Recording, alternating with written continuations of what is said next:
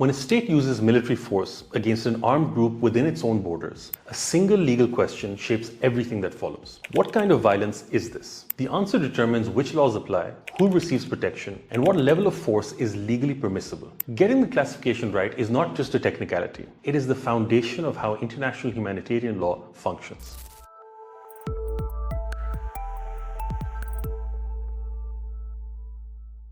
International humanitarian law, or IHL, divides situations of violence into distinct categories. At one end sits the international armed conflict, a war between two or more states. At the other end sits internal disturbances, which covers riots and isolated acts of revolt that fall below the threshold of armed conflict altogether. In between these lies the non-international armed conflict, or a NIAC, which is where much of today's violence, in fact the vast majority of today's violence, actually occurs. A NIAC is not simply any violence within a state's borders. Two conditions must be met. The hostilities must reach a minimum level of intensity, serious enough that governments are compelled to deploy military rather than just police forces. The non-state armed group must also be sufficiently organized, meaning it has a command structure, internal discipline, and the capacity to plan and sustain military operations. Without both of these elements, IHL does not apply, and the situation remains a matter of domestic law enforcement entirely. This distinction between an armed conflict and a mere internal disturbance is not abstract. It determines whether a group is treated as a party to a conflict or a terrorist organization, and that classification carries serious legal consequences. When a group qualifies as a party to a conflict under IHL, both sides are bound by the rules of war. Fighters on either side may be targeted during hostilities, but they retain certain protections against inhumane treatment if captured. Humanitarian organizations can engage with the group to ensure compliance with humanitarian rules. Labeling a group a terrorist organization triggers an entirely different legal regime. Membership, funding, and even perhaps providing medical aid to a proscribed group can often become criminal offenses under domestic counterterrorism laws. The use of force shifts from the laws of war to a law enforcement model, where the goal is to arrest and prosecute rather than military defeat of the enemy. The terrorist label can also be used strategically. States sometimes classify armed groups as terrorist organizations to avoid acknowledging the existence of an armed conflict, which would bring IHL obligations into play and require accountability for the state's own conduct. Pakistan's experience illustrates how consequential this can be.